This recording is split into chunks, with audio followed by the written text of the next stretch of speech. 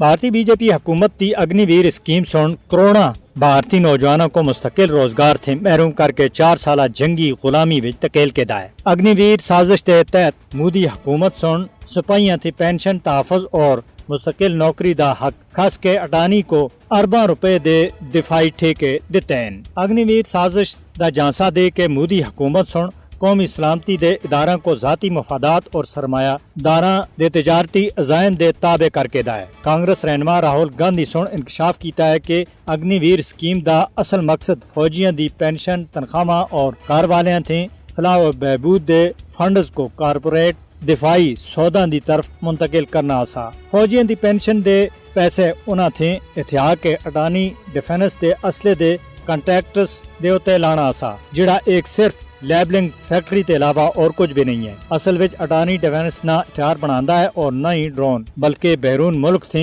मंगाए गए असले को अपना लेबल ला के बेच रहा है। ये स्कीम फौजियों दी कुर्बानियों को अडानी दे मुनाफे विच बदलने दी एक बहुत बड़ी साजिश है। राहुल गांधी दा आखना सा के मोदी हुकूमत सुन वर्दी दा खूब फायदा चाया, नौजवानों दे जज्बे को कारोबार विच बदल के दा है। बीजेपी हुकूमत जंगी माहौल बना के असले दे नां दे उत्ते अपने करीबी सरमायादारां को खूब नवाज रही है। बीजेपी दी जंगी सियासत का सारा फायदा अडानी को जा रहा है और इस स्कीम थी भारतीय फौजियों को किसी किस्म का कोई फायदा नहीं मिल रहा।